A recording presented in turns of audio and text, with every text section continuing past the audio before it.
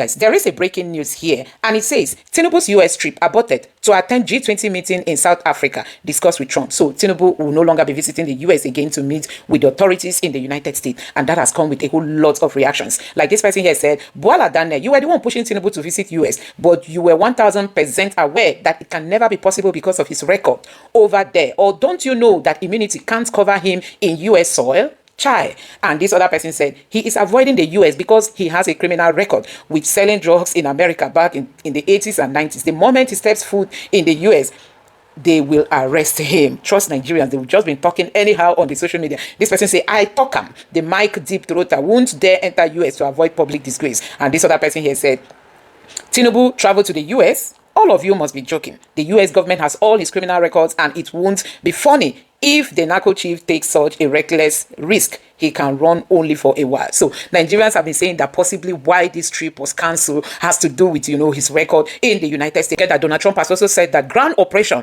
airstrikes could be part of US attack in Nigeria. This is coming from Donald Trump, and many people have said that Donald Trump is somebody who likes to keep to his word. He doesn't like to see himself failing to keep to his promises, and that Nigeria should really tread with caution. But that's not even the case. The United States media houses are still, talking strongly on the buying of Christians. Now I'm going to allow you to listen to what the latest on Fox News and also on CNN. And also a security expert is pushing against this narrative that there is no buying of Christians, that after all, more people have been buying in Zamfara. So guys, when you compare the buying of Christians in places like Benue State and Plateau State, you will know that there is no place in Nigeria comes close. Do you know how many churches have been shut down? Do you know how many schools have been shut down? Do you know how many villages have been sacked, renamed? And these invaders are now the ones occupying those villages. And we have a lot of IDP camps scattered across this middle belt, and nobody, be it the executive, be it those of them in the legislative, none of them is talking until the US took it upon itself to start talking on the behalf of Christians. Now take a look at this video, how Fox News and CNN are comparing and also analyzing what is happening in Nigeria. And I also want you to take a look at other videos I've got for you guys here. Take your time, watch these videos, let me know your thoughts in the comment section below. Please don't forget to subscribe. Thank you.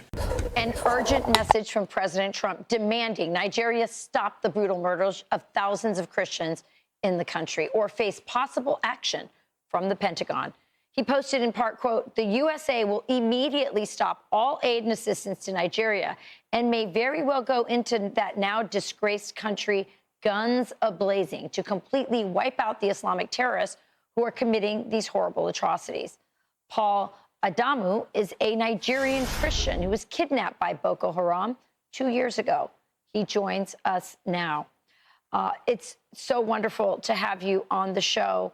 Please tell us what happened to you. It was such a disheartening situation. 2 years ago, I was kidnapped by the dreaded Boko Haram along my way to the airport while I was traveling to Cameroon to meet some of my colleagues, and then I got kidnapped along the line, along the route. And you were held for how long?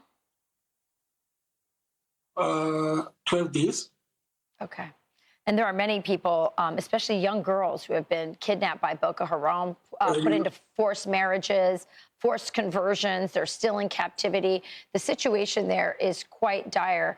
You heard what President Trump has said. Here's what Nigeria's president has said in response. He said that the characterization of Nigeria as religiously intolerant does not reflect our national reality, nor does it take into consideration the consistent and sincere efforts of the government to safeguard freedom of religion and beliefs for all Nigerians. What's your message? What's it like to be a Christian in Nigeria? First, I want to thank and applaud the United States of American President Donald Trump for designating Nigeria as a CPC, because this is one of the things that we have always wanted. For the message of the Nigerian president, that I think at this point, I will say that there is a time when propaganda has no appeal, where propaganda has lost an appeal. And this is actually the time, because whatever is happening in Nigeria at this moment, I will say that Nigeria is the worst place to be as a Christian, like the worst place in the whole of the world to be as a Christian, because we wake up every day with news of killings. Every day with news of massacring of Christians. It's totally a genocide that is happening here in Nigeria. There is nothing anybody will tell me, because I have been in here for as long as I know. I've been in these places where these attacks have taken place, I've seen women who are crying for the loss of their husbands. I've seen children who are crying for the loss of their parents. I've seen parents who are crying for the loss of their children. I've been to churches that have been burnt down. These are not things that I've heard from the news or someone telling me. This is something that I witnessed somewhere. I've been myself. I've witnessed where terrorism is at the highest point, where people are killed and slaughtered like chickens every day. Paul, I don't have a lot of time left, but I just want to ask you one last question. How have you and other Christians kept the faith during this persecution? We are grateful for the organization I work with, Irish Global, who have taken it upon themselves to care for these persecuted Christians by providing relief materials, emergency kits, and then also providing them with discipleship, where they are being told that despite all that is happening to them, Christ still loves them. Paul Adamu, just so you know, the African church, the Nigerian church in particular, the Christians there have been an amazing example of faith through persecution and martyrdom. And we are praying for all of you very much. And we hope the president will do something that will make a difference for your religious freedom in your country. Thank you so much for joining us today. Appreciate it, and God bless you. Larry Medowo is with me now. So, Larry, tell me about the reality of what's happening in Nigeria. Victor, these attacks are down to terrorism. Nigeria's population is evenly split between Christians and Muslims, and the attacks target both Christians and Muslims. And that's what Nigeria has been trying to say. A lot of this has been bubbling under in MAGA circles on the U.S. right because it was an issue among some Christians in Nigeria. Boko Haram, which is a terrorist organization that operates in Nigeria's North Islamic State in West African province, they have carried out a lot of attacks. In some states, more Christians are killed. In other states, more Muslims are killed. And this is an issue that even President Trump's own senior African advisor, a Lebanese-American businessman who made his fortune in Nigeria, spoke about and dismissed. Watch. People of all religions and all tribes are dying as a result of terrorist acts, but it's very unfortunate. We even know that Boko Haram and ISIS are killing more Muslims than Christians. So people are suffering from all sorts of backgrounds. This is not specifically targeted about one group or the other. However, any loss of life is too many. One is too many. Victor, this has been a decades-old problem. It's about competition for resources between herders, who tend to be mostly Muslim, and Christians, who tend to be farmers. It's about cattle wrestling. And yes, there's a religious angle to it, but it does not rise to the level of a genocide or a mass slaughter. Okay, so we heard there from an advisor to the president. What's the Nigerian government saying about these attacks? The Nigerians are alarmed by President Trump's threat of sending troops to Nigeria. They say they have not heard from official diplomatic channels. All they have seen are the posts from President Trump on Truth Social and the Secretary of War, Secretary of Defense Pete Hegseth, saying that they are ready. But before this latest threat came through, this is what President Bola Tinubu of Nigeria said. The characterization of Nigeria as religiously intolerant does not reflect our national reality, nor does it take into consideration the consistent and sincere efforts of the government to safeguard freedom of religion and beliefs for all Nigerians. And President Tinubu added that Nigeria is working with the United States government and the international community to deepen understanding and cooperation on protection of communities of all faiths. But the big thing here, Victor, that the possibility of U.S. troops on a sovereign soil in Nigeria to stamp out terrorists. Larry Medowo reporting from London. Thank you so much. Now, let me start with you, Captain Bish. Now, given the declaration by President Trump, now what immediate diplomatic implication does that have, especially on our relation with the U.S., both countries, sovereign states? Okay. Good morning, and thank you for having me. Let me begin this way. The truth of the matter is that we have security challenge in Nigeria.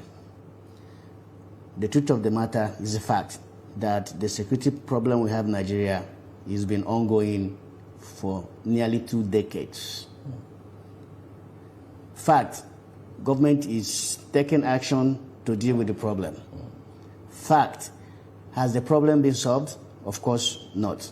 People are still being killed. Either they are kidnapped, their villages are ransacked, they are burnt. And this information is not only here in Nigeria. People in Washington, D.C., trust me, they know what is going on in Nigeria. They know what is happening in Nigeria, probably more than a lot of people in this country know.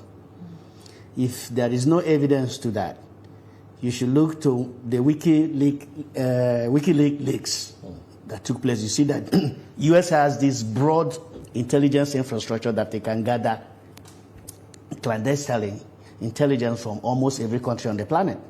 What is going on there? Now, what is the immediate diplomatic implication? The implication, of course, is that, look, this offers Nigeria an opportunity to have an honest and genuine diplomatic discussion with this current administration. This administration, this U.S. administration, is like no other administration. It's even not like the Trump, what they call Trump 1.0, where he had experienced diplomats and the military officers that were advising him. This Trump 2.0 is completely different, right? This is an administration that shoots first before he asks questions. The previous time, he will ask questions before he will shoot. Now, we've had these challenges for a very, very long period of time. You had President Muhammad, before Muhammad Buhari, you had Goodluck Jonathan for 6 years. Now you have Buhari for 8 years. Now this current administration is now barely 2 years or 2 years. So if I'm one of those advising the current administration, as far as diplomacy is concerned, I will tell him not to try to take ownership of the previous administrations. I will not take ownership of Goodluck Jonathan and Muhammad Buhari's administration, because everybody knows that they failed in dealing with the problem. I will only talk about my 2 years that I have been in office. Okay, and ask that, look, and this is what I have, and let Washington know that, look, this is within these 2 years, short period of time that I've been in office, these are the steps that we have taken to deal with this problem. But these are the challenges that we are facing. How can you come in to help us in dealing with these challenges? And not to dismiss that we don't have all these problems, because everybody knows that we have these problems in Nigeria. It's public notice. Indeed, everybody understands that this is the challenges that Nigeria faces. And that's why you see some Nigerians publicly, applauding or welcoming Trump's comments, not because they endorse this foreign interference, but because they feel helpless, they feel unheard at home. What does that reaction reveal about public confidence in Nigeria's security leadership? Well, you see, it's also a fact that the confidence and trust of the public in their government in Nigeria has been declining for years. And this is driven mostly by the inability and the failure of, several administrations. Not this one, particularly the administrations that were before this, to have run in this insecurity that we're talking about. Everybody knows that it is the first order of business of any government is protection of lives and property. When any state fails to do that, then that state has failed in its responsibility. I have had people make the argument that this is a sovereign nation, the U.S. cannot come in. I agree, it's a sovereign nation. Now, within that sovereignty, there's also what is called the responsibility to protect. And that is that every sovereign nation must be able to protect all of its citizens and different classes of citizens. And where that sovereignty fails to do so, that international community has a responsibility to go there and protect those endangered class of people. Okay. The honest truth is that people are dying in Nigeria. And it is very unfortunate that the government that is responsible for ensuring that there is safety for life and for property has not been able to provide that to Nigerian people. Now, President Donald Trump has decided to step in. A lot of people might view it as an overreach, which you might want to say is true. However, the fact remains that Nigerians are dying, and our government appears to be complicit in the list over this issue. And it is now become a global issue. So we're hoping that President Tinubu will take actions that will at least quell the issue. One of which I expect is there needs to be a high level of arrest, because it is completely impossible that the DSS does not have names of people who are sponsoring these attacks. We might want to say, oh, there are Muslims that are also being killed, because I've had conversations. I grew up in the north. I lived in Jos, and one of the reasons why I left Jos was because of the crisis. So it is very unfair when people say, oh, there's also killings of Muslims, which is true. But there's also the issue that some of these killing of Muslims are liberal Muslims. However, this is completely irrelevant. What is important is the Nigerian government tackling the issue. It is over 10 years now. Over 10 years. Nigeria Army led ECOMOG in West Africa to ensure that there was peace brought back to Liberia and in Sierra Leone. So Nigerian military is not inadequate to tackle Boko Haram or whatever military said. So what I think is very important and crucial right now is for President Bola Tinubu to first and foremost revoke any form of amnesty going to the Boko Haram members. And secondly, we need a high-profile arrest. I believe that this will quell the issue to a very large extent and at least give a sense to the global community that something is currently being done to resolve the issue. But if the APC government thinks that they're going to resolve this with some level of propaganda, or going to, like I was listening to the Senate president the other day when he was like, oh, they need to have a team go to the US to tell them that, oh, this is not just a Christian genocide, that people are just dying and people are being killed. I don't think that's acceptable. I think what needs to be done is there needs to be some level of high-profile arrest. There needs to be a revocation of the amnesty given to Boko Haram. And lastly, it is important that those who have been sent into IDP camps begin to return homes and the government supports them to rebuild their communities and restart their lives. Yes, Mr. Ode, thank you so much. I mean, you have also mentioned that you actually lived in Jos, the capital of Plateau State, where it has been a subject of these attacks for many, many years, historically. And then you've mentioned IDP camps as well. I visited a few in Maiduguri and in Borno states generally, where I got to see a lot of Nigerians displaced and housed there for calling IDP camps homes for many years. So this conversation is really, really timely and sensitive as well. You would imagine that these threats from the U.S. president, the U.S. Department of War, the senators in the U.S., this, as you would imagine, over the weekend, the last 2 days, has unsettled Nigeria to a very large extent. But there are those who argue that there is a political undertone to Mr. Trump, and they say that this is not unconnected, or can't be pushed away from, or not connected to the 2027 elections. And that's the argument for some of them.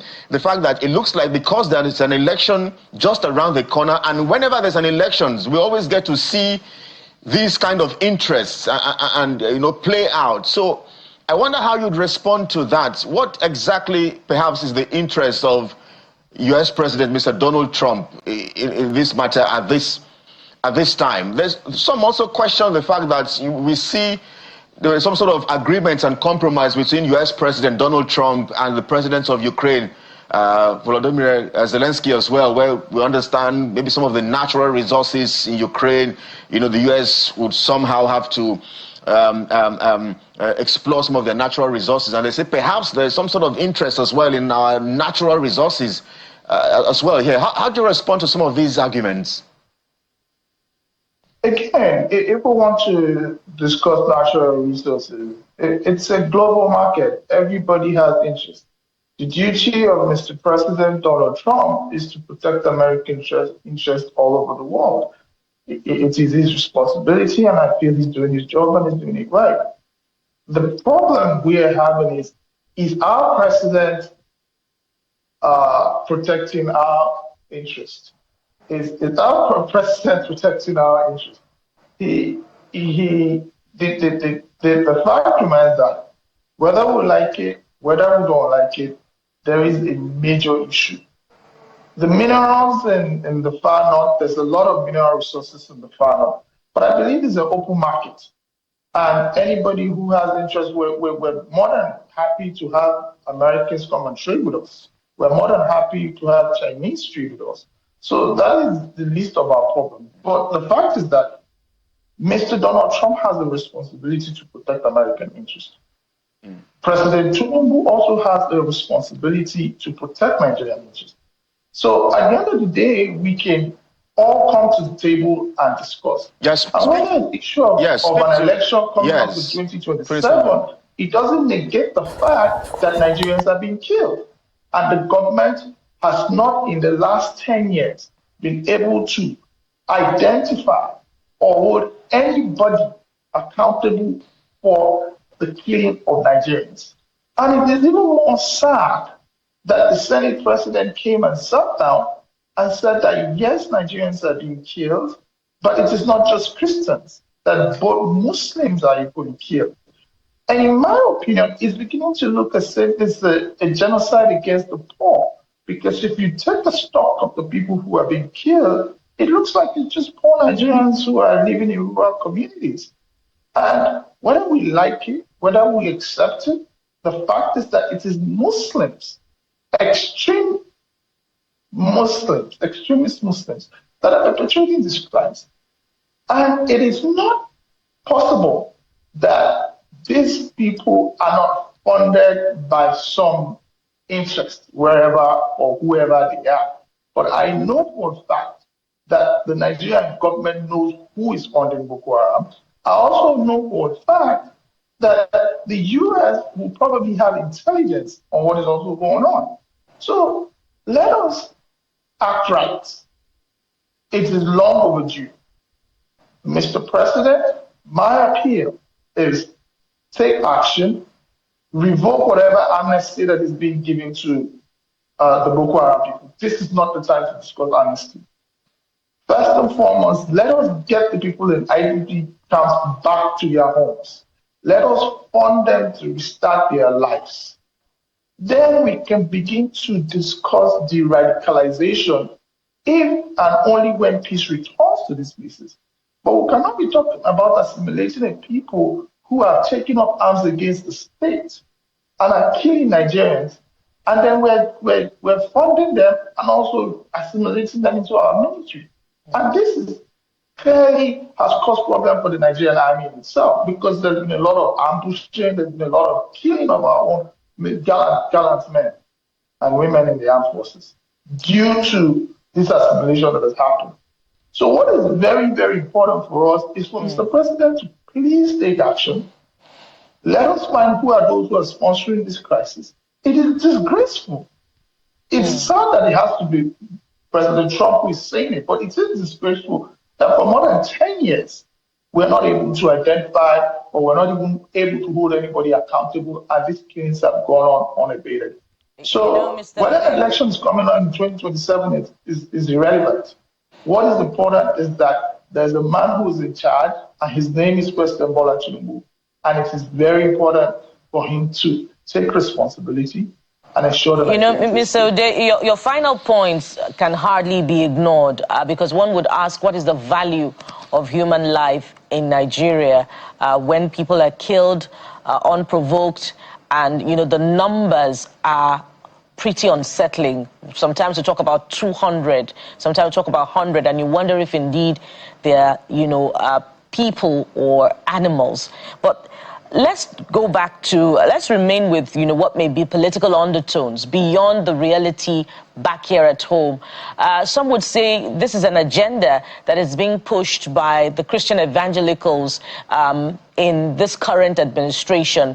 And besides that, there's also the argument that, these Christian evangelicals, or if you like, the Republicans more appropriately, are the ones that are disposed to arms and that concern that, the continued instability of in Nigeria is profitable to them because of the sale of arms. Well, under the first Trump administration, the laws were relaxed in favor of Nigeria and arms were sold to Nigeria.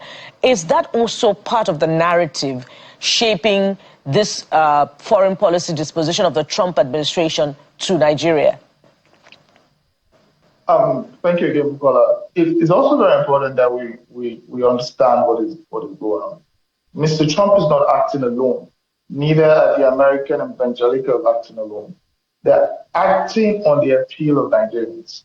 It is the Nigerian Christian community that have come to the United States after numerous calls for the Nigerian government to act. So whether the American government intends to sell arms, I don't even think it's appropriate to sell arms to the Nigerian government at this point. Because they sold it was between 2019 and 2020, there was a supply of the Tucano jets.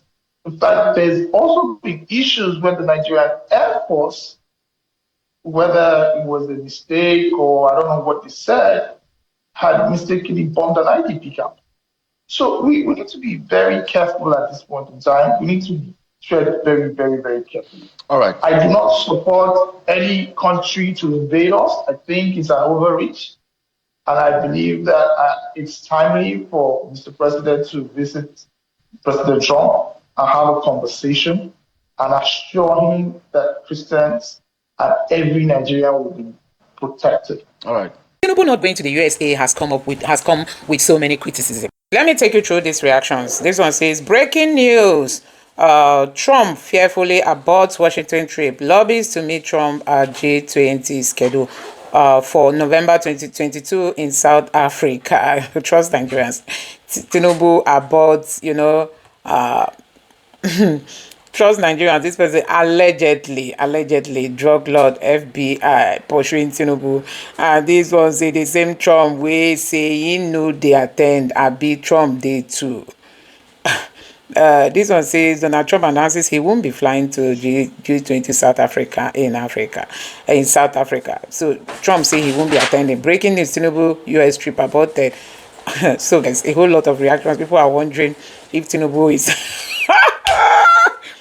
this kind of lobby, nonsense. He was internationally ignored. So, guys, Nigerians want to finish somebody. As Tinubu can no longer visit the U.S., I pray that the hard lessons will be learned before then. Stop the killing of Nigerian Christians now. Hey, Papa. This person said Donald Trump announces he won't be flying to G20 summit in South Africa. And this person said, okay, Donald Trump will not be there. So possibly that's why they've changed Tinubu's venue, because Donald Trump will not be there. Tinubu said he wants to see Trump in South Africa. And Trump has initially announced that he will not be there since September 2005. We don't know who is pushing this narrative. We don't know who is giving us this information. This person said an FBI customer can never attract respect from Trump. He should get to work and end terrorism and stop looking for how to promise Trump some deal in exchange for time. Trump guns on Nigeria. Why the world sees Christian genocide, but Abuja calls it fake news, honestly. Abuja calls it fake news.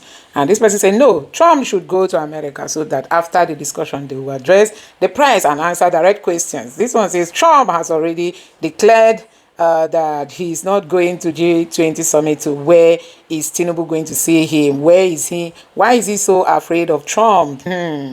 So this other person said, well, Trump wouldn't be attending G20 in South Africa. These APC guys just love propaganda. This one said, our president is fearfully advised. Bulldog Trump for make news around the world. Bulldog Trump for make news around the world. Oga Tinubu, book for open on him, and he may not return as a president. Hey, this person say, look, he knows he risks getting arrested. Trump may be done with his mission by November 2022. This person say, no big slap. He go collect from Trump. Make him enter US, make them grab him. Him for enter now, useless president. Him they fear to enter. This person say The fear of going to US is the beginning of wisdom to porn. Nigeria, we hail thee. This person, he knows what awaits him if he dares step his feet in US. By the way, why is he running? And this person said, do you know the numbers of people that would be killed by these terrorists before then? This person said, perhaps no fear care. This person said, Trump said fast. Trump said fast. This person said, then I left to believe that this man has gotten his hands dirty. The criminal chickened out. He will not even see him face to face, as in he won't like to see Trump face to face. This person said, this man is so careless. He will not be attending the G20. You will wait a long time. You wait a long time. And this person said, so Nigerians are wondering why the Tinubu chose to meet Trump in South Africa after knowing that Trump will not be attending. So Trump already told the world that he will not be going to September 22, that he will not be going to the G20 summit. And now the Tinubu's government is saying Tinubu wants to see Trump in the G20. So Nigerians are saying, this is the kind of leadership we have on ground, because this news, like you can see, has been out there. Trump said it right from time that he will not be going to G20. Don't forget that Trump and the US, Trump and South Africa are not having it easy, you know. Now, let me take you through this reaction from Mike Almond. He said, when abuse lasts for generation, rescue feels like invasion. That's not loyalty, that's trauma. You are not defending sovereignty, you are defending your oppressors. Say, God. This man has just finished the Tinubu's government. He says that when abuse lasts for generations, rescue feels like invasion. Oh my God, this is powerful. You know, this Mike Almond, the guy that came down to Nigeria and was on Arise TV alongside Reno Mokri, to ask Nigeria, why are you collecting America's money if you don't want America to talk, to poke nose into what is going wrong in your country, but you collect their aid. So if you are collecting money from the US, you have to allow them air their view on some of the things that are happening in Nigeria that are wrong. I mean, we know that this spy, who likes spying, just tell me. You can imagine there is a woman on the social media who lost 6 children. Sometimes I just try to imagine how that woman has been surviving, you know. You can imagine these people are poor human beings without food. Then still on top of it, the person has all her 6 children by these guys. So you just try to put yourself in the shoes of some of these people who have lost beloved ones, and you dare not cover up for this government. Now, let's take a look at what Mike Almond has got to say and how Nigerians have reacted. This person said, anyone who is afraid of America coming to clear the terrorists is a suspect, honestly. And this person said, the United States of America is the biggest force for good in the world. No other country comes close. The structure of Nigeria formation is fundamentally flawed. We have systematic killings and displacement of Christians from their ancestral homes by radical Islamic jihadists going on for too long, and Nigerian government is complicit on it. Why do we have Nigerian president and vice president that are both Muslims more concerned about the war in Gaza rather than the killing of Christians in Nigeria? More Christians are being killed in Nigeria than Gaza. Why do we have Sharia law in Nigeria that is supposedly a secular country? The Christians in Nigeria really need help, and the United States is the only country that can help us. Enough is enough. Thank you, Donald Trump, President Trump, and all of and to all other people of goodwill everywhere that are now interested in stopping the killing of Christians in Nigeria. Nigerians are asking why. You know, recently, do you know how much people are being sponsored to go to Mecca in Nigeria from a country that is supposedly said to be a secular country? Now, recently, there was a report saying that Plateau State, that is even in the picture of all these, sponsors more Muslims to Mecca than Christians. Sometimes you just keep wondering if the Muslims really hypnotize this country, because Tinubu cannot speak because of 2027. He doesn't want to like provoke the Fulanis, the Northerners, and the Northern leaders, because if he speaks against what's happening in Nigeria, it's going to cost him his second term. And for that reason, he stayed mute. Now, the United States want to come to help Nigeria. People are saying it's false news. Nigerians, help me make sense of this propaganda that people are calling all this. Anyway, let me know your thoughts in the comment section below. Please don't forget to subscribe and turn on the bell notification. Thank you.